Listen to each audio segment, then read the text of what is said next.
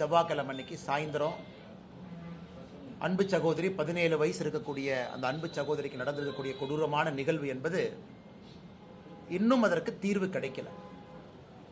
எதற்காக நாங்கள் திமுக அரசை குற்றம் சாட்டுகின்றோம்? என்ன பார்த்தீங்கன்னா பல திமுக அமைச்சர்கள் சொல்றாங்க, இல்லைங்க நாங்கள் என்னங்க பண்றது, குற்றம் நடக்குது, குற்றவாளிகள் இருக்கிறாங்க, எப்படி எல்லா பழியும் எங்கள் மேலே போட முடியும்?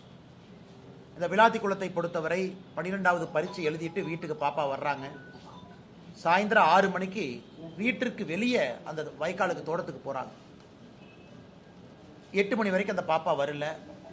அதன் பிறகு அந்த குழந்தையினுடைய பெற்றோர்கள் குளத்தூர் காவல் நிலையத்துக்கு போய் கம்ப்ளைண்ட் கொடுக்க போகிறாங்க. விளாத்திக்குளத்தில் குளத்தூர் காவல் நிலையத்தில் அந்த கம்ப்ளைண்ட்டை எடுத்துக்க மாட்டேங்கிறாங்க. அடுத்த நாள் காலையில் நீங்கள் விளாத்திக்குளம் அனைத்து மகளிர் காவல் நிலையத்துக்கு போங்கிறாங்க. ஸோ 11ஆம் தேதி காலையில் அங்கே போகிறாங்க. அங்கே இருக்கக்கூடிய காவல் ஆய்வாளர் அவர்கள் ரொம்ப ஒரு தரம் தாழ்ந்த வார்த்தையை பயன்படுத்தி பெற்றோர்களை உதாசீனப்படுத்துகிறாங்க. அதன் பிறகு மத்தியானம் 1:30 மணிக்கு 11ஆம் தேதி அந்த குழந்தையினுடைய சடலம் அங்கே கிடைக்குது.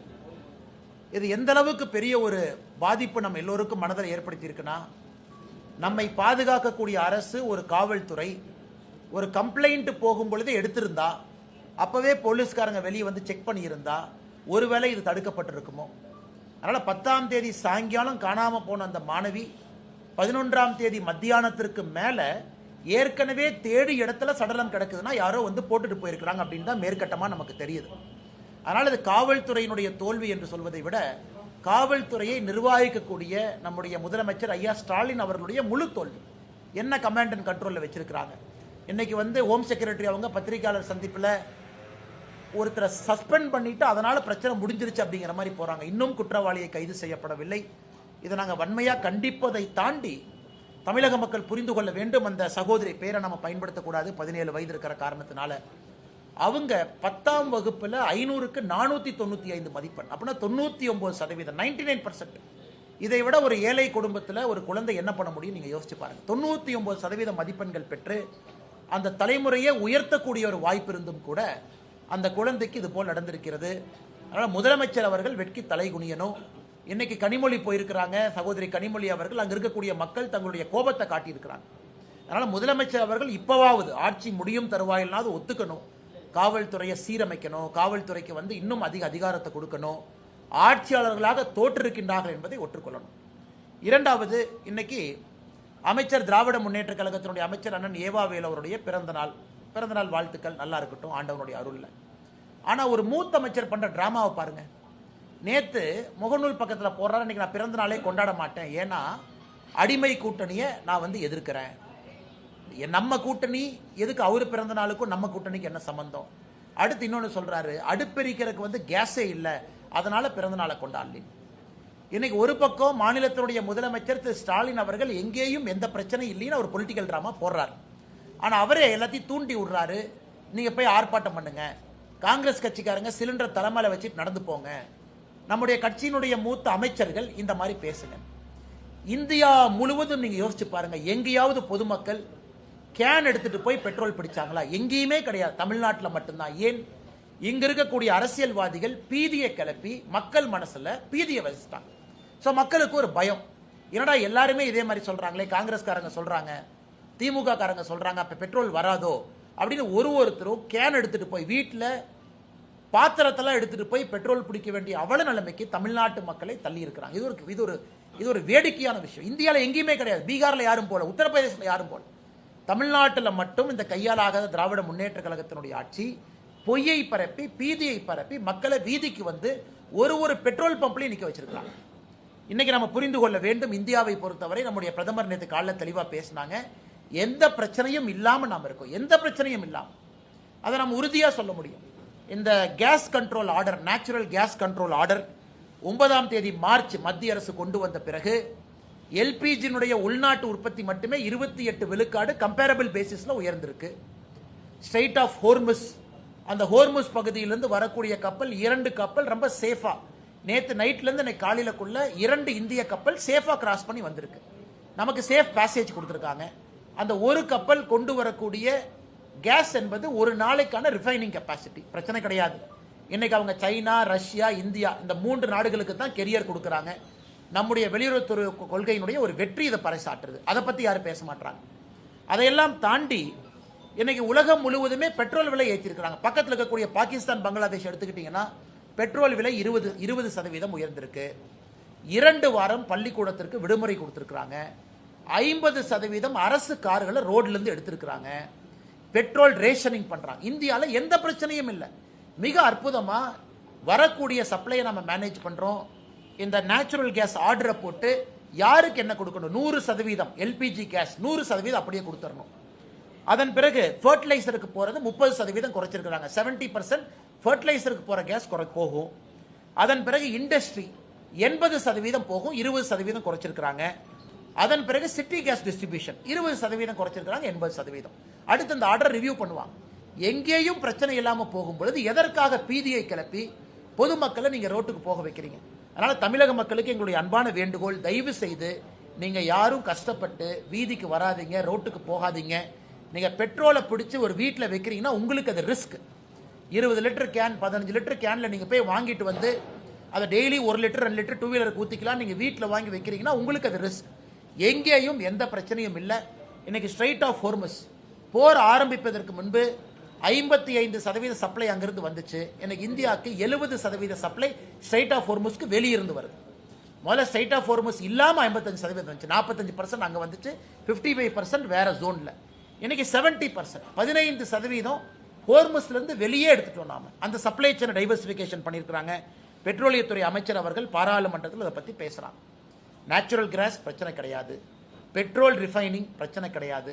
இன்னைக்கு இதெல்லாம் நடக்கும் பொழுது ரிலையன்ஸ் இண்டஸ்ட்ரீஸ் அமெரிக்காவில் $300 பில்லியன் இன்வெஸ்ட் பண்ணி அங்கே ஒரு ரிஃபைனரி போடுறா, ட்ரம்ப் ட்வீட் பண்றாரு. சொன்னால் ரிஃபைனிங் கெப்பாசிட்டி நம்மகிட்ட இருக்கு, வரக்கூடிய பெட்ரோலியம் பொருள் உள்ள வருது, கேஸ் எந்த பிரச்சனையும் இல்லாத பொழுது திராவிட முன்னேற்ற கழகத்தினுடைய அமைச்சர்கள், காங்கிரஸ் கட்சிக்காரங்க இந்த பீதியை கிளப்பி தயவு செஞ்சு பொதுமக்களை பெட்ரோல் டீசல் வாங்க வச்சு வீட்டில் எக்கு தப்பா ஏதாச்சும் ஆயிரப்போது அதற்கும் பொறுப்பு திராவிட முன்னேற்ற கழகத்தினுடைய அரசு.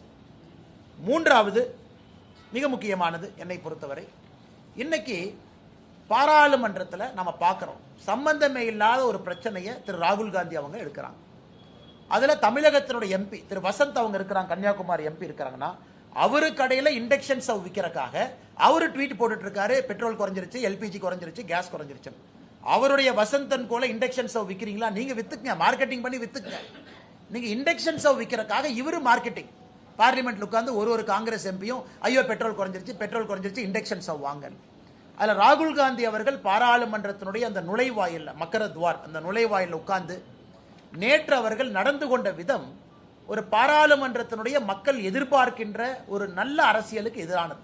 அந்த வழியை மறிச்சு உள்ள யாரும் எம்பியை போகாம டீ பிஸ்கட் சாப்பிட்டு காலேஜ் பசங்கள்லாம் இந்த காலேஜ் வாசல்ல காலேஜுக்கு வெளியே இந்த ரோட்ல உட்கார்ந்து இருக்கிற மாதிரி தான் காங்கிரசினுடைய எம்பிக்கள் உட்கார்ந்து பாராளுமன்றத்தினுடைய மாண்பை குறைத்திருக்கின்றார்கள். அதையும் கூட இந்த நேரத்தில் பாரதிய ஜனதா கட்சி எங்களுடைய கடுமையான கண்டனங்களை பதிவு செய்கிறோம். சம்பந்தம் இல்லாமல் இன்னைக்கு இவ்வளவு காங்கிரஸ்காரங்க சிலிண்டர் தூக்கிட்டு சுத்துறாங்க. யார் வீட்டிலாவது எல்பிஜி ப்ராப்ளமா? யார் வீட்டிலாவது கமர்ஷியல் சிலிண்டர் ப்ராப்ளம் கொஞ்சம் இருக்கு, அது இப்போ சரியாயிட்டு இருக்கு. அது முதல் நாள் ஏன்னா ரேஷன் போட்டு கொடுத்தாங்க, ஒரு 2-3 நாட்கள் பிரச்சனை இருந்துச்சு, அதுவும் கூட எனக்கு சரியாயிட்டே இருக்கு. எல்லா இடத்துலையும் திரும்ப ஹோட்டல்ல இயல்பு நிலைமைக்கு வந்துருச்சு. அப்படி இருக்கும் பொழுது சிலிண்டர் தலையில வச்சுக்கிட்டு காங்கிரஸ் கட்சிக்காரங்க தமிழ்நாட்டில் எதற்காக இந்த கூத்தாட அரங்கேற்றணும்? அதனால இந்த 3 விஷயங்களையும் நம்முடைய பத்திரிகை நண்பர்களுக்கு சொல்லணும். விளாத்திக்குளத்தை பொறுத்தவரை முதலமைச்சர் நேரில் போகணும், அதுதான் மிக குறைந்த ஒரு எதிர்பார்ப்பு. முதலமைச்சர் விளாத்திக்குளத்துக்கு நேரில் போகணும், அந்த குழந்தையினுடைய பெற்றோரை பார்க்கணும். அந்த பிஞ்சு குழந்தை அற்புதமாக படிக்கக்கூடிய குழந்தை, இன்னைக்கு நாம காவு கொடுத்துருக்கோம். இதை முதலமைச்சர் அவர்கள் பேசணும். அடுத்து உள்துறை செயலாளர் அவர் கொடுக்கக்கூடிய அறிக்கையே தவறா இருக்கு. பிரஸ் மீட் வைக்கிறாங்க, பத்திரிகை நண்பர்கள் யாரை நம்புவீங்க? பத்திரிகை நண்பர்களை பொறுத்தவரை கவர்மெண்ட்டை நம்புவீங்க, கவர்மெண்ட் பொய் சொல்லாதுன்னு நீங்க நினைப்பீங்க. ஆனா உள்துறை செயலாளர் நடத்தக்கூடிய பிரஸ் மீட்ல அவரு டிஜிபி, போலீஸ் கமிஷனர் இவங்களா உட்கார்ந்து இருக்கக்கூடிய பிரஸ் மீட்ல இவங்களே பொய் சொல்றாங்க. நீங்க யோசிச்சு பாருங்க, 2021க்கான டேட்டாவை அவங்க கொடுக்குறாங்க. 2021 இந்தியாவில் எந்த அளவுக்கு பெண்களுக்கு எதிரான குற்றங்கள் நடந்திருக்குன்னு டேட்டாவை கொடுக்குறாங்க. இதில் உண்மையை சொல்ல வேண்டும் என்றால் 2021 டேட்டாங்க என்சிஆர்பியில் பப்ளிஷ் ஆயிருக்கு. மத்திய அரசு ஒரு ஆண்டும் கூட மாநில அரசுகிட்ட இருந்து டேட்டா வாங்குறாங்க. மத்திய அரசு மாநில அரசு வாங்குறாங்க, அந்த டேட்டாவை கம்பைல் பண்ணி என்சிஆர்பியில் போடுறாங்க. 2021 மாநில அரசு கொடுத்த தரவுகளை வைத்து மத்திய அரசு பப்ளிஷ் பண்ண என்சிஆர்பியில் தமிழகத்தில் 1686 கொலைகள் பதிவாயிருக்கு. ஆனால் உள்துறை செயலாளர் நடத்தக்கூடிய பத்திரிகையாளர் சந்திப்பில் 2021 தமிழகத்துல 1597 கொலைகள்னு சொன்னா பிரஸ் மீட்டர் அவங்க சொல்ற நம்பரே கிட்டத்தட்ட 89 கொலைகளை குறைச்சு சொல்றாங்க. 2023 தரவுகள் மத்திய அரசுக்கு அவங்க கொடுக்கல, 2024 தரவுகள் மத்திய அரசு கொடுக்கல, 2025 தரவுகள் மத்திய அரசுக்கு அவங்க கொடுக்கல. அதனால தான் என்சிஆர்பி பப்ளிஷ் பண்ணல. அதனால இவங்களா உட்கார்ந்துகிட்டு பப்ளிஷ் ஆகாத ஒரு தரவு நாம ஃபேக்ட் செக் பண்ண முடியாது. மத்திய அரசு கொடுத்திருந்தா பத்திரிகை நண்பர்கள் நீங்க டவுன்லோட் பண்ணி கிராஸ் செக் பண்ணுவீங்க. எதுவுமே செக் பண்ண முடியாம இவங்களா சேர்ந்து அடிச்சுடுறாங்க. 5 வருஷமும் சேர்ந்து 8008, 5 வருஷமும் சேர்ந்து போக்சோ வழக்கு 39,900 இப்படின்னு அவங்க சொல்றதுல எங்களுக்கு நம்பிக்கை கிடையாது. அதனால் திராவிட முன்னேற்ற கழக அரசு அதிகாரிகளையும் தவறா பயன்படுத்துறாங்க. அதிகாரிகள் மீது பிரஷரை கொடுத்து நீங்கெல்லாம் பிரஸ் மீட் வச்சு சமாளிங்க. இது முதலமைச்சர் அவர்கள் பத்திரிகையாளர் சந்திப்பு நடத்தி நீங்க சொல்லுங்க. உள்துறை அமைச்சர், உள்துறை செயலாளரா முதலமைச்சர் அவர்களா? ஒரு பக்கம் பொய்ய சொல்றீங்க, ஒரு பக்கம் இருக்கக்கூடிய தரவுகளை திருச்சி சொல்றீங்க, இன்னொரு பக்கம் விளாத்திக்குளம் போன்ற பகுதியில் அந்த சென்சிட்டிவ் நேச்சர் ஆஃப் கிரைமுக்கு முக்கியத்துவம் கொடுக்காம இருக்கிறீங்க. இன்னொரு பக்கம் காவல்துறை தப்பு செஞ்சிருக்கிறாங்க, சீரமைப்பதற்கான எந்த முயற்சி நீங்க எடுக்கல. கடைசியாக நம்முடைய தேசிய ஜனநாயக கூட்டணி அனைத்து இந்திய அண்ணா திராவிட முன்னேற்ற கழகத்தினுடைய பொதுச் செயலாளர் எடப்பாடி பழனிசாமி அவர்கள் இன்னைக்கு தேசிய ஜனநாயக கூட்டணி ஒன்றாக இணைந்து தமிழகத்தில் 17ஆம் தேதி வேறு வேறு ஊர்களில் ஒரே நாளில் நம்முடைய தலைவர்கள் தொண்டர்கள் எல்லோரும் இணைந்து திராவிட முன்னேற்ற கழகத்தினுடைய ஆட்சியில் பெண்களுக்கு எதிராக, குழந்தைகளுக்கு எதிராக நடந்து கொண்டிருக்கக்கூடிய வன்கொடுமைகளை மக்களிடம் எடுத்து சொல்லணும். பாதுகாப்பில்லாத சூழ்நிலை. கிருஷ்ணகிரி 2.5 வயசு குழந்தை, இங்க 17 வயசு குழந்தை பாப்பா விளாத்திக்குளம், 65 வயது மூதாட்டி, எங்கேயும் யாருக்கும் நிம்மதி இல்லாத ஒரு சூழ்நிலை. இதையெல்லாம் ஒரு மிகப்பெரிய ஒரு கண்டன ஆர்ப்பாட்டமாக தமிழகத்தில் வேறு வேறு இடத்துல நம்முடைய தலைவர்கள் நடத்த இருக்கின்றார்கள். கோயம்புத்தூர்ல அண்ணன் வேலுமணி அவர்களோடு இணைந்து நானும் இந்த போராட்டத்தில் இருக்கேன். நம்முடைய தலைவர்கள் எல்லோரும் இந்த போராட்டத்தில் இருக்கிறாங்க. அதே போல சென்னையில் அண்ணன் எடப்பாடி பழனிசாமி அவர்கள் இருக்கிறாங்க. அதே போல மதுரையில் அண்ணன் நயினார் நாகேந்திரன் அவர்கள், திருப்பூர்ல வானதி ஸ்ரீனிவாசன் அக்கா அந்த போராட்டத்தில் கலந்துக்கிறாங்க, திருநெல்வேலியில தமிழிசை சவுந்தரராஜன் அக்கா கலந்துக்கிறாங்க. அதே போல அண்ணன் டிடிவி தினகரன் அவர்கள், அண்ணன் அன்புமணி ராமதாஸ் அவர்கள் கடலூர் வேறு வேறு பகுதியில் எல்லாருமே போராட்டத்தில் கலந்துக்கிறாங்க. இது நிச்சயமாக தமிழகத்தில் பெண்களுக்கு எதிரான இந்த குற்றங்கள் தொடர்ந்து அதிகமாகிக் கொண்டிருப்பதை ஒரு கூட்டணியாக இணைந்து ஒரு மாபெரும் ஒரு போராட்டத்தை நாம் முன்னெடுக்கின்றோம். அதற்கு பொதுமக்களுடைய ஆதரவையும் கூட இந்த நேரத்தில் பத்திரிகை நண்பர்கள் மூலமாக நாங்கள் கோருகின்றோம். கோயம்புத்தூர்ல 17ஆம் தேதி நடக்கக்கூடிய இந்த போராட்டத்திற்கு நம்முடைய தாய்மார்கள், சகோதரிகள் பெரும் திரளாக நீங்கள் பங்கேற்க வேண்டும் என்கின்ற வேண்டுகோளையும் உங்களுக்கு இந்த நேரத்தில் வைக்கிறோம். இதை தாண்டி உங்களுக்கு இருக்கிற கேள்வியில பதில் சொல்றேன்.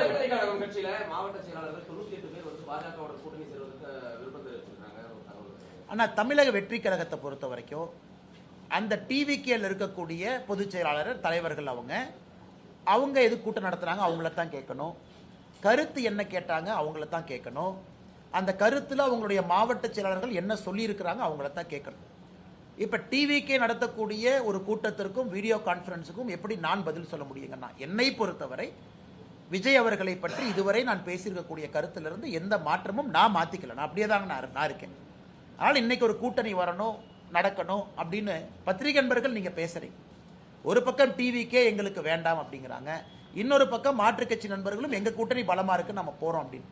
இன்னைக்கு புதிதாக எந்த ஒரு இன்ஃபர்மேஷன் இல்லைங்கன்னா புதிதாக சொல்வதற்கு அந்த கட்சிகிட்ட தான் நீங்க கேட்கணும். நீங்க மீட்டிங் நடத்துனீங்க, மீட்டிங்ல எதுக்காக கருத்து கேட்டீங்க, நீங்க கேட்ட கருத்து உண்மையா அப்படிங்கறக்கு அவங்க பதில் சொல்லணும்.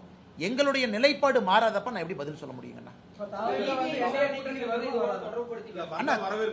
அண்ணா இன்னைக்கு நம்ம ஒரு விஷயத்தை தெளிவா புரிஞ்சுக்கணுங்கன்னா, தேர்தல் எந்த நேரமும் கூட டிக்ளேர் ஆகலாம். இன்னைக்கு நம்ம 14ஆம் தேதி, 16 வருதுங்கிறாங்க, 17 வருதுங்கிறாங்க, நமக்கு தெரியாது, 18ங்கிறாங்க. ஏதோ ஒரு நாள் இன்னும் அடுத்த இந்த வாரத்துக்குள்ள வருது. ஸோ தேர்தல் களம் சூடு பிடிச்சிருச்சு. திராவிட முன்னேற்ற கழகத்தை பொறுத்தவரை சீட்டு கொடுத்துட்டாங்க, சில பேர்த்து கொடுத்துட்டாங்க. கம்யூனிஸ்ட் இன்னைக்கு சண்டை போட்டு அவங்க அறிக்கை கொடுத்துருக்குறாங்க. நம்ம கூட்டணியில் உடனடியாக இந்த மாடல் கோட் ஆஃப் கண்டக்ட் வந்தவுடன் வேகமாக தலைவர்கள் அதை வேலை செய்ய போகிறாங்க. இன்னைக்கு எலெக்ஷன் மோட்டுக்கு எல்லாமே வந்துட்டாங்கண்ணா. அதனால் இன்னைக்கு என்னுடைய கருத்து, எங்கள் கூட்டணி பலமாக இருக்கு. தேசிய ஜனநாயக கூட்டணி இன்னைக்கு பலமாக இருக்கு. யாரையும் எதிர்பார்த்து இந்த கூட்டணி இல்லை. நாங்கள் பலமாக இருக்கின்றோம், ஆரோக்கியமாக இருக்கின்றோம். 17ஆம் தேதி முன்னெடுத்திருக்கக்கூடிய ஆர்ப்பாட்டமும் கூட ஒரு சான்று. 3 முறை பிரதமர் அவர்கள் வந்துட்டு போயிட்டாங்க தமிழ்நாட்டுக்கு தேர்தல் களத்துக்காக. இன்னும் 2-3 முறை வர இருக்கிறாங்க மாடல் கோட் ஆஃப் கண்டக்டுக்கு பிறகு. அதனால் எங்களை பொறுத்தவரை நாங்கள் பலமாக எங்கள் பாதையில் போகிறோம்.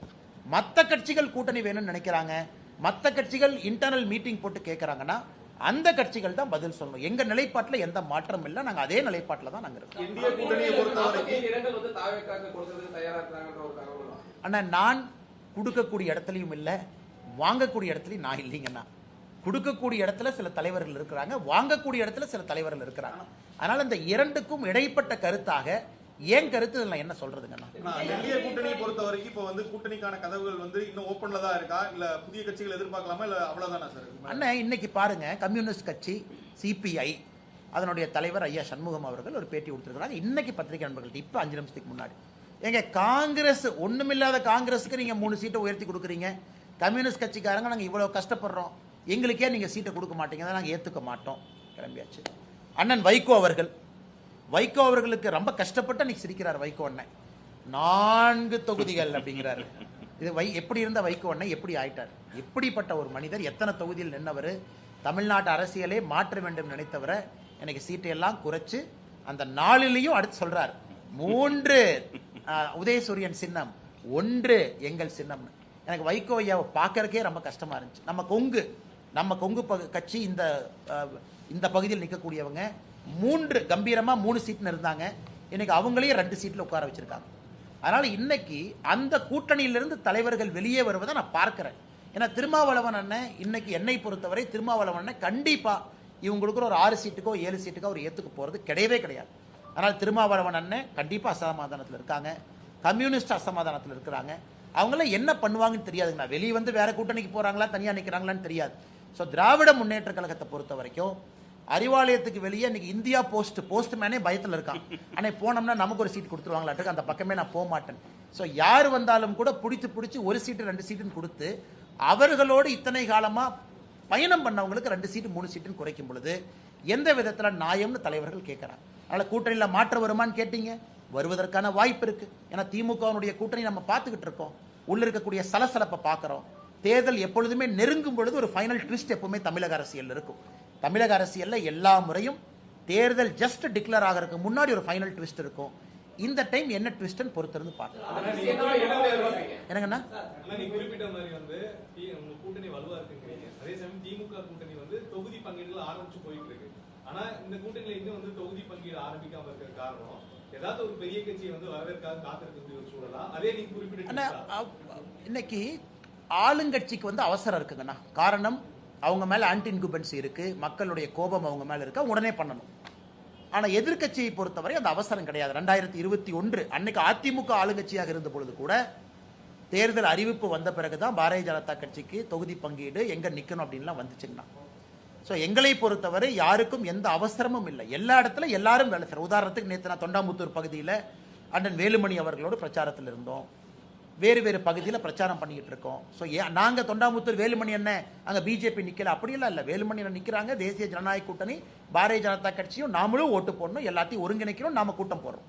அதனால் எங்களுக்கு எந்த அவசரமும் இல்லை. நாங்கள் எங்களுடைய டைம் லைனில் சரியான முறையில் போயிட்டு இருக்கோம். மேபி எங்களுடைய தலைவர்கள் மோடி ஐயா வரணும்னு நினைச்சாங்க, 3 மீட்டிங்கும் மோடி ஐயா முடித்து வைக்க வேண்டும் என்று நினைத்தார்கள், அது நடந்துருச்சு. அதன் பிறகு பாரதிய ஜனதா கட்சி இன்டர்னல் அசஸ்மெண்ட் அதையும் எங்களுடைய அகில இந்திய தலைவர்கள் செஞ்சிட்டு இருக்கிறாங்க. எந்த தொகுதி, யார் தொகுதிக்கான வேட்பாளர் யார், அந்த அசஸ்மெண்ட்டையும் நயினார் அண்ணா தலைமையில் ஒரு டீம் எடுத்துக்கிட்டு இருக்காங்க. ஸோ நாங்கள் சரியான டைம் லைனில் இருக்கோம், எங்களுக்கு எந்த அவசரம் இல்லைங்க. வர வைக்கிறதுக்கு ஜனநாயக படம் ரிலீஸ், அப்புறம் சிபிஐ வழக்கு அப்படிங்கிறது சொல்லி நெருக்கடி கொடுக்கறதா பேச்சு பரவலாம். அண்ணே, நீங்கள் உங்களுக்கு தெரியுங்க அண்ணே, இப்போ ஜனநாயகம் படம், சிபிஐ அண்ணா, ஒருத்தருக்கு சிபிஐ மீது வழக்கு இருந்தால் நாங்கள் என்ன பண்ண முடியும்? சிபிஐ வழக்கு வேணும்னு கேட்டது யாருங்கண்ணா? சிபிஐ வழக்கு வேணும்னு கேட்டது தமிழக வெற்றி கழகம். அவங்க கேட்குறாங்களே, நாங்களும் சப்போர்ட் பண்ணோம். தமிழக வெற்றி கழகமும் கேட்குறாங்க, தமிழ்நாடு சிபிசிஐடி சரியாக இன்வெஸ்டிகேட் பண்ண மாட்டாங்க, சிபிஐக்கு கொடுங்கன்னு. சிபிஐ வழக்கு வேண்டும் என்று கேட்டது தமிழக வெற்றி கழகம். இன்னைக்கு நீங்க என்ன சொல்றீங்க? அந்த சிபிஐ வச்சு டிவிகேவை பயமுறுத்துறீங்கன்னா நாங்க எப்படி அந்த கருத்தை ஏற்றுக்க முடியும்? ஏன் 4 மாதங்களுக்கு முன்பு டிவிகே கேட்கும் போதே அவங்களுக்கு தெரியுமல்ல. அதனால அவர்களுக்கும் அந்த நம்பிக்கை, சிபிஐ பொறுத்தவரை இண்டிபெண்டன்ட் ஏஜென்சின்னு அவங்க கேட்டிருக்கிறாங்க, அது இண்டிபெண்டன்ட் ஏஜென்சியா இருக்கட்டும். ஜனநாயகத்தை பொறுத்தவரை இன்னைக்கு விஜயே கருத்து சொல்ல, நான் என்ன கருத்து சொல்றேன்னா சொல்லுங்க. விஜய் அவங்க பத்திரிகையாளர் சந்திப்பு எத்தனை பொதுக்கூட்டத்துக்கு வர்றாங்க, எத்தனை இடத்துல பேசுறாங்க, ஈரோடு வேறு பகுதியில் பேசிட்டார், நிறைய இடத்துல பேசிட்டார். ஏதாவது ஒரு இடத்துல விஜய் அவர்கள் ஜனநாயகத்தை பத்தி பேசட்டும், படத்தை பற்றி பேசட்டும், என்ன பிரச்சனைன்னு பேசட்டும், அதன் பிறகு என் கருத்தை சொல்கிறேங்க. நான் சொல்லிட்டாரு. படத்தில் நடித்த ஒரு நடிகர் பாரதிய ஜனதா கட்சி பிரச்சனை பண்ணுச்சுன்னு சொல்லட்டும், பாரதிய ஜனதா கட்சி தூண்டுட்டுன்னு சொல்லட்டும், எங்கேயுமே சொல்லலை. சிபிஎஃப்சிக்கும் ப்ரொடக்ஷன் கம்பெனிக்கும் இருக்கக்கூடிய பிரச்சனை. சிபிஎஃப்சியினுடைய ரிவ்யூ கமிட்டி, ஸ்கிரீனிங் கமிட்டி, அது ஒரு மாதிரி போயிட்டு இருக்கு. கோர்ட் இன்டர்ஃபியர் ஆயிருக்கு. இதுல எல்லோருமே மத்திய அரசு பாரதிய ஜனதா கட்சியின் குற்றம் சுமத்தினா எங்க சொல்ல முடியும்? யாராச்சும் குற்றம் சுமத்தினா பதில் சொல்லலாம். எங்களை யாருமே குற்றம் சுமத்தாத பொழுது எங்களை குற்றம் சுமத்துறது யாரு? திமுக. இதுல ஆச்சரியம், அதாவது ஓனாய் நனையுதுன்னு நரி அழுவிச்சாமா, நம்ம ஊர்ல சொல்லுவாங்க. ஓனாய் நனையுதுன்னு ஆடு அழுவிச்சாமா. அதாவது இன்னைக்கு டிவிகேவுக்கு பிரச்சனைன்னு திமுக அழுகுது. இன்னைக்கு திராவிட முன்னேற்ற கழகம் எங்க மீது சுமத்தக்கூடிய குற்றத்துக்கெல்லாம் நாங்கள் பதில் சொல்லி டைம் வேஸ்ட் பண்ண விரும்புறீங்களா? நியாயமான குற்றச்சாட்டுக்கு பதில் சொல்றோம். விஜய் அவங்க குற்றச்சாட்டுக்கு நாங்கள் எப்படி பதில் சொல்ல முடியும்? ஜனநாயகத்திற்கு அதிகாரப்பூர்வமாக தமிழக வெற்றி கழகத்தினுடைய தலைவரோ பொறுப்பாளர்களோ எங்களுக்கு எந்த இதுவும் அவங்க சொல்லல. CBFC, court, KVN production, Vijay இவங்க சம்பந்தப்பட்ட வழக்கு அவங்களுக்குள்ள அது இருக்கு. கரூர் சம்பவத்துக்கு வந்து உடனடியாக கரூர் போன முதலமைச்சர் வந்து விளாத்திக்குளத்துக்கு வந்து இன்னும் போகல. ஆனா அதாங்க ஆச்சரியம். ஏன்னா ரீல்ஸ் சின்ன பசங்க ரீல்ஸ் பண்ணிட்டு இருக்காங்க. அந்த ரீல்ஸ் பசங்க கூப்பிட்டு பேசியிருக்காரு, அவர் கூட ரீல்ஸ் எடுத்திருக்காரு. ஸோ அது அதே முக்கியத்துவம் கொடுக்குறாரு. ஆனா இன்னைக்கு முதலமைச்சர் அவர்கள் இன்னைக்கு காலையில் எத்தனை பேர் பார்த்தீங்கன்னு தெரியலீங்கன்னா, 2 நல்ல பசங்கன்னா, அருமையான பசங்க. அவங்கள வந்து நம்ம எந்த தேவா, ஜீவா 2 அற்புதமான பசங்க. சின்ன வயசுலேயே ரீல் எல்லாம் போட்டு நல்லா பண்ணுறாங்க. அதில் நாம் எந்த மாற்று கருத்தும் இல்லை. அவங்கள வர வச்சு முதலமைச்சர் அவர்கள் ரீல்ஸ் எல்லாம் போட்டுட்டு அந்த குழந்தைங்களை கடைசியாக சொல்கிறார், தம்பி நல்லா படிப்பா அப்படிங்கிறார். நீங்கள் அரசு பள்ளியில் கஞ்சா புழக்கத்தை நிறுத்தினீங்கனாவே குழந்தைங்க நல்லா படிப்பாங்க. அரசு பள்ளிக்கூடத்தை தரமாக கொடுத்தீங்கனாவே குழந்தைங்க நல்லா படிப்பாங்க. ஒரு பக்கம் குழந்தைகளுக்கு ரீல் கல்ச்சர் போகக்கூடாது. கர்நாடக அரசு 16 வயது வரை சோசியல் மீடியாவை பேன் பண்ணிட்டாங்க. கர்நாடகாவில் இருக்கக்கூடிய காங்கிரஸ் அரசு 16 வயது குழந்தைகளுக்கு சோசியல் மீடியா பேன் பண்றாங்க. நான் வரவேற்கிறேங்கண்ணா. அது வேறு அரசாக இருந்தாலும் கூட நான் வரவேற்கிறேங்கண்ணா.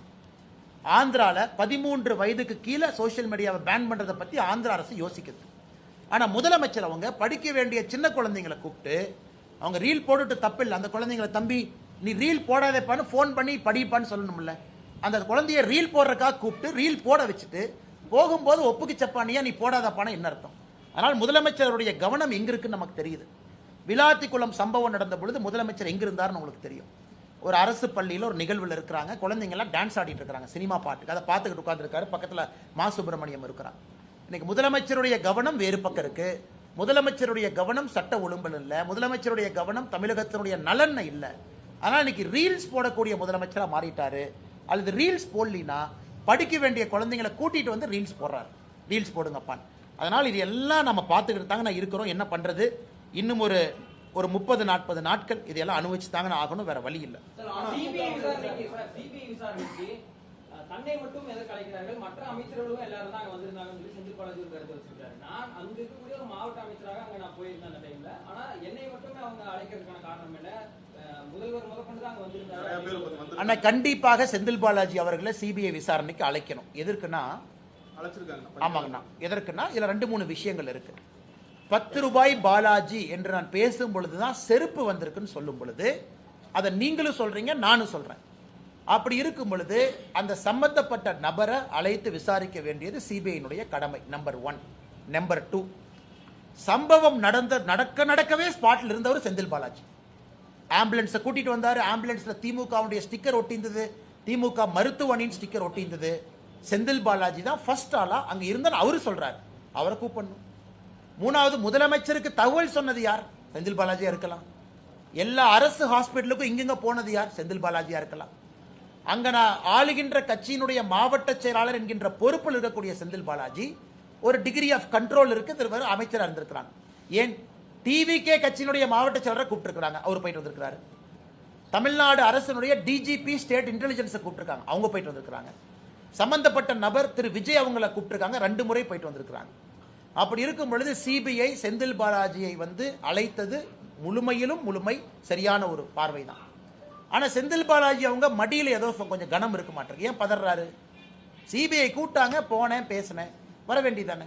மடியில கனம் இருக்கிறனால ஏன் பதறாரு? அவர் ஏன் வந்து நைசா ஸ்டாலின் அண்ணையும் கூட எடுத்துட்டு போலான்னு பாக்குறாரு? இது ஸ்டாலின் அவங்க நினைப்பாங்க, தம்பி நீ போறனா போகும்போது என்னையும் பிடிச்சி இழுத்துட்டு போறப்பான். அந்த மாதிரி தான் இருக்கு அவருடைய பதில். நான் அந்த பதிலை பார்த்தங்கன்னா அதனால் சிபிஐ அவர்கள் செந்தில் பாலாஜி அவங்கள கூப்பிட்டது முழுமையிலும் அது உண்மைதான். அவங்க போகணும், கோஆப்ரேட் பண்ணணும். மடியில் கனமலினா கோஆப்ரேட் பண்ணுங்க, ஏன் பயப்படுறீங்க? இது எதுக்கு வந்து நீங்கள் வந்து அப்படியே பதறீங்க? அவருடைய பத்திரிகையாளர் சந்திப்பை பார்த்தாவே செந்தில் பாலாஜி அவர்கள் பதறுவது நமக்கு தெரியுது. எனக்கு தெரியல யாரு குற்றம் செஞ்சாங்கன்னு தெரியலீங்கன்னா அது சிபிஐ என்கொயரியில் உண்மை வெளியே வரும். டீயும் காஃபியும் ஒன்றா கலக்காதுன்னு சொல்லியிருந்தீங்க, அதில் உறுதியாக இருக்கீங்களா?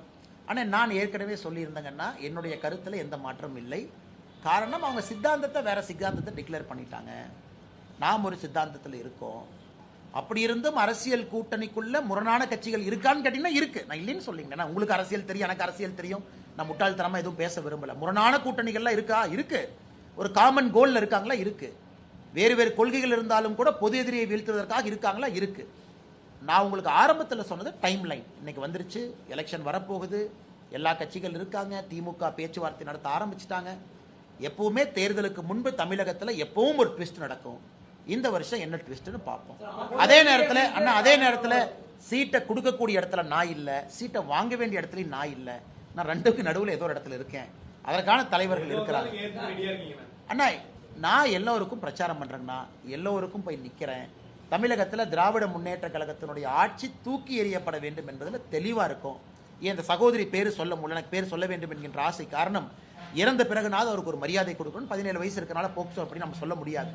495 மதிப்பெண் வாங்கினா 500க்கு அந்த குழந்தைய பாருங்க கொடூரமாக கொண்டிருக்காங்கன்னா இந்த ஆட்சி இருக்கணுமாங்கிற கேள்வி. நான் எல்லா கேஸுக்கும் நான் திமுகவை சொல்லல. அண்ணா யூனிவர்சிட்டி இதே இடத்துல சாட்டை எடுத்து அடிக்கிட்டேன். காரணம், திமுக லிங்க். நீ சிசிடிவி போடல. உதயநிதி ஸ்டாலின் சிண்டிகேட் மெம்பரா இருந்த ஒரு கல்லூரி, வாட்ச்மேன், திமுக கொடி போட்டு அக்யூஸ் உள்ள போறான். இவ்வளவு நடக்குதுன்னு நம்ம பேசுறோம். இது எல்லாம் அரசனுடைய குறைபாடுகள். எல்லா கேஸுக்கும் நாங்க திமுகவை சொல்லிங்கன்னா திராவிட முன்னேற்ற கழகம் ஆட்சிக்கு வந்த பிறகுதான் அரசு இயக்கங்கள் செயலிழந்து குற்றங்கள் அதிகமாயிருக்கு. அதுதான் நாங்க சொல்றது. கோயம்புத்தூர் ஏர்போர்ட் பக்கத்தில் பெட்ரோல் வண்டி போட்டிருக்கணுமே, ஏன் போடல? இவ்வளவு விளம்பரம் பண்றீங்களே, இவ்வளவு பண்றீங்களே, ஒரு 10 பெட்ரோல் வண்டி வாங்கி கொடுத்திருந்தா பெட்ரோல் வண்டி அங்க போகும். அந்த இடத்துல குற்றம் நடக்கும் நமக்கு தெரியும். அந்த முள்புதர் ஏர்போர்ட் காம்பவுண்ட் வால ஒட்டி இதெல்லாம் தான் அரசுடைய குறையாக நாங்கள் தொடர்ந்து சொல்லிக் கொண்டிருக்கின்றோம். அதிமுகவோட கட்சி வந்து இப்ப பலகீனமா தான் இருக்குது. இந்த சூழல்ல எப்படி சார் அவங்க மக்களுடைய செல்வாக்காக ஓட்டு சதவீதங்கள் ரொம்பவே பின்தங்கி இருக்குது. திமுகவோட 5000 ரூபாய் பணம் அவருடைய எல்லா விதமான விஷயங்களும் மக்கள் வந்து வேற மாதிரி இருக்கு. நாடாளுமன்ற தேர்தல்ல நீங்க பிரிச்சு நிறுத்தும் போது கூட வந்து பாஜக பல இடங்கள்ல முன்னாடி வந்து அதிக வாக்குகள் வாங்கி நம்மை பொறுத்தவரை அனைத்து இந்திய அண்ணா திராவிட முன்னேற்ற கழகத்தினுடைய முதலமைச்சர் வேட்பாளர் முன்னாடி இருக்காங்க. கூட்டணி மிக வலுவாக பலமாக களத்தில் இருக்கு. அமமுக அண்ணன் டிடிவி தினகரன் அவங்க உள்ள இருக்கிறாங்க. அனைத்து இந்திய அண்ணா திராவிட முன்னேற்ற கழகத்தினுடைய தொண்டர்கள் மிக மிக சுறுசுறுப்பாக்காங்க. ஏன்னா அவங்க வெற்றியை சுவைத்தாக வேண்டும் என்கின்ற வெறியில் இருக்காங்க. நான் இன்னைக்கு பல இடத்துல பிரச்சாரத்துக்கு போகும்போது அதிமுக தொண்டர்கள் கூட இருக்கிறாங்க, நான் பார்க்குறேன். ஏன்னா அவர்களும் இந்த எலெக்ஷனை ஒரு மரியாதை பிரச்சனையாக நம்ம ஜெயிச்சாலுங்கிற வெறி அந்த தொண்டர்கள்ட்ட இருக்கு. பாரதிய ஜனதா கட்சியினுடைய தொண்டர்கள்ட்ட அந்த வெறி இருக்கு. ஜெயிக்கணும், பிரதமர் சொல்லிட்டாங்க, நம்ம ஜெயிக்க வைக்கணும். பிரதமர் சொன்ன பிறகு நாம் இங்கே எந்த கூட்டணி இருக்கக்கூடிய எல்லாரையும் ஜெயிக்க வைக்கணுங்கிற முடிவு. ஆனால் திமுகவினுடைய ஒரு தலைவர்களை பார்க்கும் பொழுது எதையோ சாதிச்ச மாதிரி அவங்க பாடி லாங்குவேஜ் இருக்கு. எதை எலெக்ஷன் முந்தானத்தே நடந்தது, அவங்க ஜெயிச்சிட்டாங்க அப்படிங்கிற மாதிரி இருக்கு. இதுதான் அவர்கள் அழிவுக்கு அஸ்திவாரமே. மக்கள் யாருமே அதை ஏற்றுக்க மாட்டாங்கன்னா இதை எப்படி தமிழில் சொல்றதுன்னு எனக்கு தெரியல. அதாவது இந்த ஆணவமும் இந்த ஆங்காரத்தையும் எப்பவும் ஏற்றுக்க மாட்டாங்க. இன்னைக்கு முதலமைச்சர் போகக்கூடிய கூட்டமெல்லாம் திமுக கூட்டத்துக்கு தான் போறார். இன்னொரு பப்ளிக்கை பார்க்கவே இல்லை. திமுக மகளிர் அணி மாநாடு, திமுக இளைஞர் அணி மாநாடு, திமுக மாணவர் அணி மாநாடு, திமுகவுடைய பூத்து முகவர்கள் மாநாடு. திமுக காரங்களே பார்த்துக்கிட்டு அவங்க முதலமைச்சர் வாழ்க வாழ்கிறாங்க. இது வந்து இந்த ரோம்ல நீரோக்கு இதே மாதிரி தான் இருந்துச்சுங்களாம். ரோம் எரியுது, ஐயா நீங்க வாழ்க ஃபிடில் ஊதுங்கிற மாதிரி முதலமைச்சர் இருக்கிறாங்க. மக்களை சந்திக்க முதலமைச்சர் வரும் பொழுது தெரியும் எவ்வளவு கோபத்துல மக்கள் இருக்காங்க. கேரளா அரசியலை பொறுத்த வரைக்கும் வந்து காங்கிரஸும் இவரு ராகுல் காந்தி என்ன சொல்றாரு அப்படின்னா பிஜேபியும் கம்யூனிஸ்டும் ஒரே கட்சியா செயல்படுது, சிஜேபி அப்படின்ற குற்றச்சாட்டையே வைக்கிறாரு.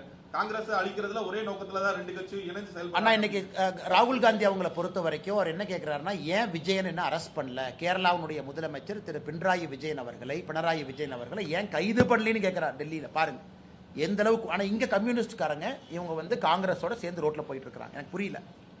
அதே போல ராகுல் காந்தி அவர்கள் அதோடு இருக்கல. நீங்கள் சொன்னது போல ஏதோ பிஜேபியும் கம்யூனிஸ்டும் பி டீம் ஏ டீம் ஏதோ ஒரு கருத்தை வைக்கிறார். இன்னைக்கு காங்கிரஸை பொறுத்தவரை கேரளாவில் அவங்களுக்குள்ள ஒன்று முதலமைச்சருக்கு சண்டை. விடி சதீஷன், கேசி வேணுகோபால் இவங்கெல்லாம் சண்டை. மணிசங்கர் ஐயர் நேராக போய் சொல்றாரு, காங்கிரஸே வேஸ்ட்டு, விஜயன் தான் ஜெயிப்பாரு, பினராயி விஜயன் தான் ஜெயிப்பாருன்னு சர்டிஃபிகேஷன் வேற கொடுக்குறாரு. அவரை காங்கிரஸ் கட்சியிலேருந்து நீக்கினா அவர் என்ன சொல்றாரு, நீக்கிப்பாரு, நான் வந்து ராஜீவ் காங்கிரஸ், நான் ராகுல் காங்கிரஸ் இல்லைங்கிறார். அதனால் இது எல்லாம் மறைப்பதற்காக அபாண்டமான குற்றச்சாட்டு நம்ம மீது வைக்கின்றார்கள். அங்கே பாரதிய ஜனதா கட்சி இந்த முறை it will make a big மார்க்குங்கனால் எந்த மாற்று கருத்தும் இல்லை. கம்யூனிஸ்ட் இன்னைக்கு ஆட்சியில் இருக்கிறாங்க, காங்கிரஸ் எதிர்க்கட்சியாக இருக்கு.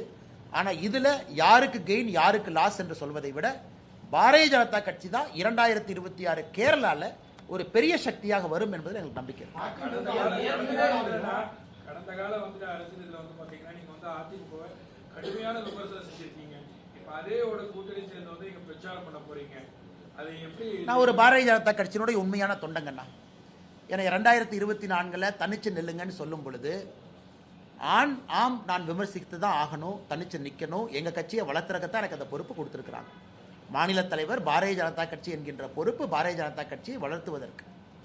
ஆனால் இன்னைக்கு கூட்டணியில் இருக்கும் பொழுது இந்த கூட்டணியினுடைய ஒரு தொண்டன் நான். கூட்டணியில் ஒரு கருத்து இருக்கும் பொழுது அதை முழுமையாக ஏற்றுக்கிட்டு எங்களுடைய தலைவர்கள் இந்த வழியில் போகணும் சொல்லும் பொழுது போகணும். ஆனால் இங்கே வந்து என்னதான் நீங்கள் கிரிக்கெட்டில் 11 அப்படின்னு இருந்தாலும் கூட இட்ஸ் அ டீம் கேமுங்கண்ணா.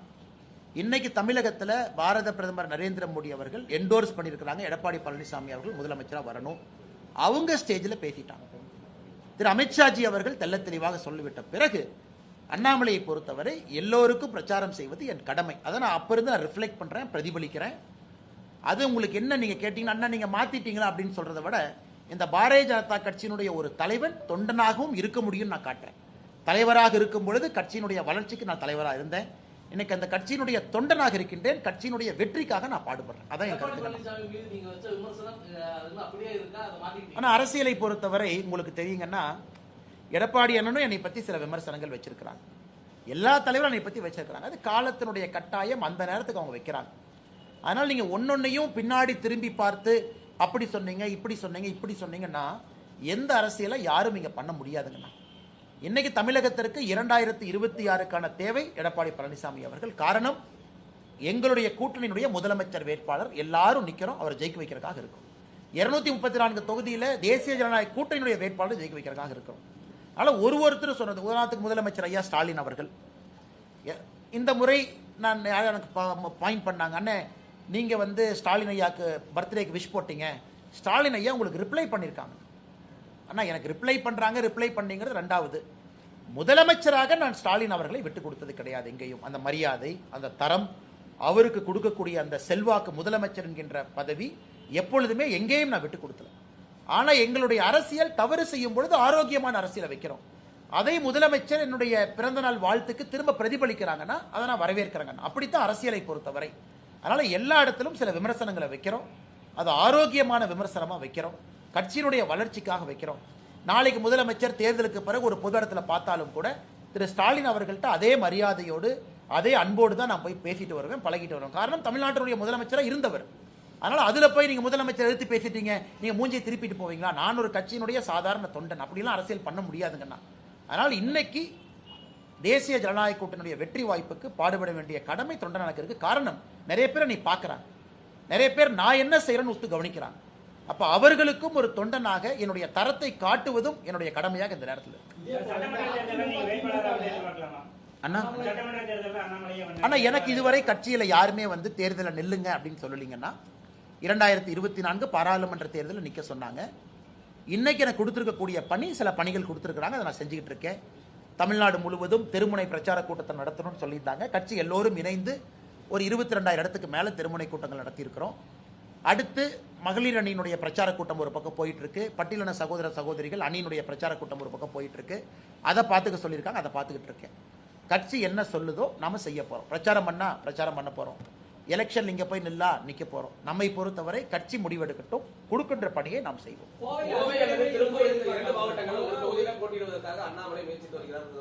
நான் தான் சொல்லிட்டேன் பாருண்ணா, இதுவரைக்கும் வாயை திறந்து சீட்டை கொடுங்கன்னு யார்ட்டையும் கேட்டதில்லை, என் லைஃப்லேயே கேட்டதில்லை, கேட்கவும் மாட்டேன். அது என்னோட பழக்கமும் கிடையாது.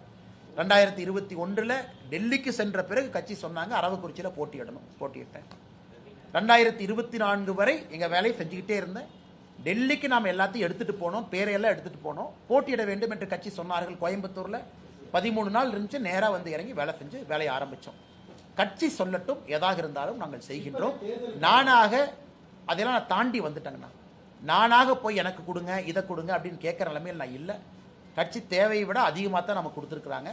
கட்சி சொல்கிறத நம்ம செய்ய போகிறோம். நானாக இந்த கட்சிக்கிட்ட எதையும் கேட்க மாட்டேன். தேவையை விட அதிகமாக கொடுத்துருக்குறாங்க. எத்தனையோ தலைவர்கள் இருக்கும் பொழுது எதுக்கு 36 வயசில் ஒரு மாநில தலைவர்னு ஆக்கணுங்கண்ணா? நம்ம கேட்டோமா? கொடுத்துருக்குறாங்க, அந்த வேலையை செஞ்சோம். இல்லை மாநில தலைவர் பதவி இப்போ இவங்க இருக்கணும்னு சொன்னாங்க, நம்ம அப்ஜெக்ட் பண்ணோமா? இல்லை, சொல்லியிருக்கிறாங்க, நம்ம பின்பற்ற போகிறோம். அடுத்து இதை செய்யன்னு சொல்ல போகிறாங்க, நம்ம செய்ய போகிறோம்.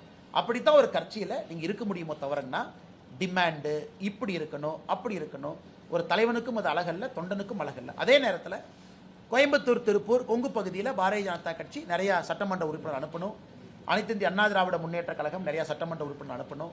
தமிழ்நாடு முழுவதும் பாரதிய ஜனதா கட்சிக்கு சட்டமன்ற உறுப்பினர்கள் இருக்கணும். தமிழ்நாடு முழுவதும் அதிமுக நிறைய இடத்துல ஜெயிக்கணும். அதான் எங்கள் நோக்கம். எல்லோருக்கும் இதில் லாபம் இருக்கணும், எல்லோருக்கும் இதில் மகிழ்ச்சி இருக்கணும், எல்லா கட்சிகளும் சந்தோஷமா இருக்கணும். அதற்கான ஒரு முயற்சியை நோக்கி போயிட்டு இருக்கோம். இப்ப தேர்தலுக்காக திமுக ஆகட்டும் அதிமுக ஆகட்டும் பல்வேறு பகுதிகளில் அண்டா குண்டா இப்பவே கொடுக்க ஆரம்பிச்சிட்டாங்க. தேர்தல் கால அந்த ஒரு அன்பளிப்பு மாதிரி இல்லாம தலைவர்களின் பிறந்த நாளை ஒட்டி கொடுக்கப்படும் நலத்திட்டங்கள் என்ற பெயர்ல கொடுக்குறாங்க. இந்த மாதிரி அரசியலை நீங்க பார்த்து வந்து இதுக்கான மாற்று அரசியல் அப்படிங்கிற விஷயங்கள் அண்ணா இன்னைக்கு இருக்கக்கூடிய சூழ்நிலை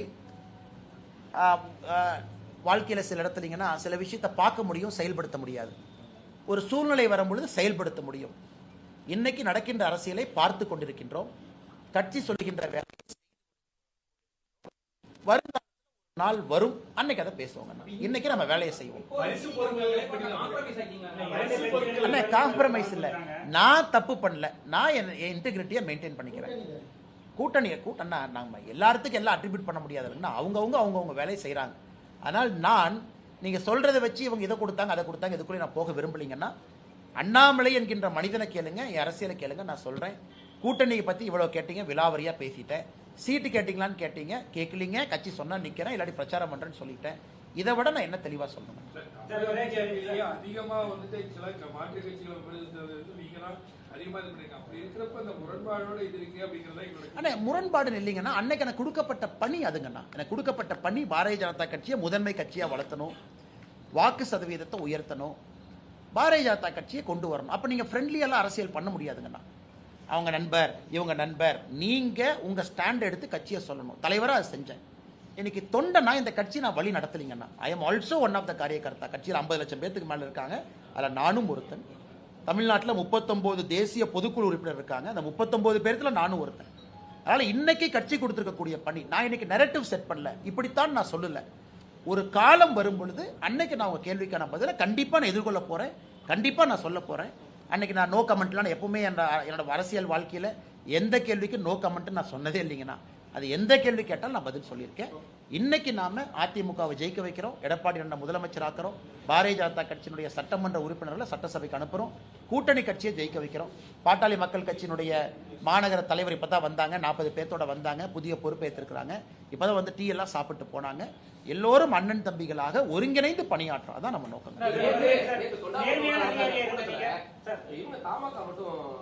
இருந்தாங்கண்ணா, தமாக இருந்தாங்க, அந்த பக்கம் ஆறுமுகன் இருந்தாங்களேண்ணா, குனியமுத்தூர்ல இருந்தாங்க. நீங்க வந்து கூட குனியமுத்தூர்ல இருந்தாங்க.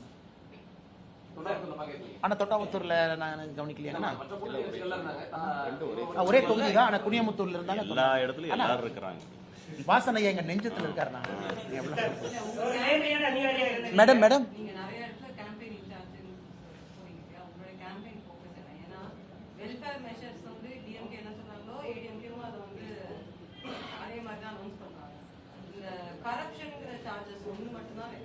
மேடம் திஸ் டைம் வந்து தமிழ்நாட்டை பொறுத்த வரைக்கும் வெல்ஃபேர் பாலிடிக்ஸ் என்பதை தாண்டி எஃபிஷியன்சி ஆஃப் கவர்னன்ஸ் தான் முதல் நோக்காக மக்கள் பார்க்குறாங்க.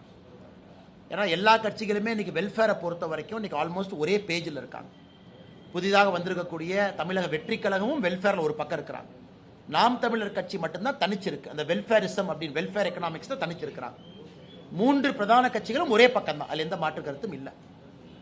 இரண்டாவதுங்க மேடம், தமிழகத்தை பொறுத்தவரை இன்னைக்கு எஃபிஷியன்சி ஆஃப் கவர்னன்ஸ், நீங்க அரச கட்டுப்பாட்டில் வச்சிருக்கிறீங்களா, சட்டம் ஒழுங்கு பாதுகாப்பா இருக்கா, அதிகாரிகள் வேலை பார்க்குறாங்களா, நீங்க வரக்கூடிய பணத்தை சரியா டிஸ்ட்ரிபியூட் பண்றீங்களா, மத்திய அரசுடைய திட்டங்களை கொண்டு வர்றீங்களா, இதுல என்டிஏவுக்கு ஒரு பெரிய எட்ஜ். ஏன்னா தமிழ்நாட்டு மக்களுக்கு இன்னும் 5 ஆண்டுகளுக்கு சண்டை போடுற ஒரு கட்சி வேண்டாம். இன்னும் 5 ஆண்டுகளுக்கு மத்திய அரசோடு உரசுகின்ற ஒரு கட்சி வேண்டாம். மத்திய அரசுடைய திட்டங்களை செயல்படுத்தக்கூடிய கட்சி, அதே நேரத்தில் சட்டம் ஒழுங்கை பாதுகாக்கக்கூடிய ஒரு கட்சி, அதே நேரத்தில் லோக்கல் கரப்ஷன், ஒரு தாசில்தார் ஆஃபீஸில், ஆர்டிஓ ஆஃபீஸில், டிஸ்ட்ரிக்ட் மினிஸ்டர் ஆஃபீஸில் ஒரு கரப்ஷன் இல்லாத ஒரு ஆட்சி வேணும்னு நினைக்கிறாங்க. இன்னைக்கு அது தேசிய ஜனநாயக கூட்டணி தான் அதை கொடுக்க முடியும். ஸோ வெல்ஃபேர் எக்கனாமிக்ஸ் ஆல்மோஸ்ட் எல்லாரும் சேம் பேஜ், அதில் அப் டவுன் எதுவும் இல்லைங்க. ஏன்னா மக்களுக்கு தெரியும் அதிமுக தேசிய ஜனநாயக கூட்டணி ஆட்சி இங்கே வந்த பிறகு இமிடியட்டாக நாம சொன்னதை கொடுக்க போகிறோம். அதில் எந்த மாற்று கருத்தும் இல்லை. ஏன்னா நம்மகிட்ட அந்த ப்ரூவன் கெப்பாசிட்டி இருக்கு. So efficiency of governance first வைக்கிறோம். அதில் இந்த விஷயங்கள் எல்லாம் நம்ம பேசிட்டு வரோம். சார், ஓகே சார், நேர்மையான ஐபிஎஸ் அதிகாரியா இருந்த நீங்க இன்னைக்கு விட திமுக அதிமுக கட்சிகள் வாக்காளர்கள் விலை பேசுவதை விட எப்படி பாக்குறீங்க? நன்றி அண்ணா. ட்விட்டர்னு சொன்னீங்க, அந்த அண்ணா நடக்குதுங்க, எத்தனை நாள் 45 நிமிஷம் பேசிடுறேன். ஆனா கவுண்டம்பாளையத்துல போட்டீங்கன்னா இப்பதான் இங்கிருந்து திருப்பூர்ல இருந்து ஆரம்பிச்சு கவுண்டம்பாளையம், ஏன்னா 2 தொகுதியில விட்டு கவுண்டம்பாளையத்துல இருக்கீங்க. தலைவர் ஒரு 2 தொகுதியில விட்டு வைங்க. எல்லா தொகுதி எம்பி அண்ணா, 2 ஏன் தொகுதியில சின்னதுல வச்சிருக்கோம்? வடக்கு ஒண்ணு, கவுண்டம்பாளையம் ஒண்ணு. அப்படி சரி, கவுண்டம்பாளையம் உங்களுக்கு நான் வந்து எங்கேயுமே தமிழ்நாட்டுல எங்க நின்னாலும் ஜெயிக்கக்கூடிய நபர். நீங்க எதுக்கு திருநெல்வேலி அதிகமா எம்எல்ஏக்கள் பாஜக இல்லையா? அண்ணா இல்லைங்க அண்ணா. கூட்டணிக்குள்ள பெரிய ஒரு அண்ணா இல்லை அப்படி இல்லைங்கண்ணா. நிக்கிற இடத்துல ஜெயிக்க வைக்கணும். அதான் கொங்கு மண்டலத்திலிருந்து அதிக பாரதிய ஜனதா கட்சி உறுப்பினர்கள் போகணும்னா நிக்கிற இடத்துல ஜெயிக்க வைக்கணும். அது ஃபர்ஸ்ட் எங்க கோல். போன முறை வந்து அரவக்குறிச்சி, தாராபுரம் 2 தொகுதிகள் இங்கே எங்களுக்கு வாய்ப்பு இல்லாமல் போச்சு. இந்த முறை எத்தனை தொகுதிகள் இருந்தாலும் 100% ஸ்ட்ரைக் ரேட் இருக்கணும். அதே போல் அதிமுக, பாரதிய ஜனதா கட்சி, கூட்டணி கட்சிகள் நல்ல ஆரோக்கியமான ஓட் டிரான்ஸ்ஃபர், அதனால ஸ்ட்ரைக் ரேட் பக்காவாக இருக்கணும் அப்படிங்கிறத நம்முடைய நோக்கம். கப்பு முக்கியம் வீழுகிறீங்களா? பாஜக எல்லாத்துக்கும் அதான் தப்புங்கிறது எல்லாத்துக்கும் பொதுவு தான். பாஜக வந்து பொங்கல் அதிக அதை பற்றி நான் அதுக்கு அந்த கருத்துக்குள்ளே போனேன். அதிக தொகுதிகள் ஜெயிக்க வைக்கணும்னு தான் சொன்னோம். அதிக தொகுதிகள் கேட்பாங்க, அது அதே வேலை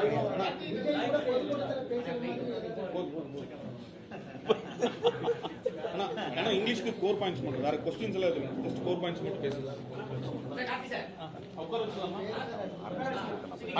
அண்ணா உட்கார்ந்து பேசலாம் ஆல் தி பெஸ்ட். அண்ணா நின்னு பேசலாங்க. Okay okay. தனியா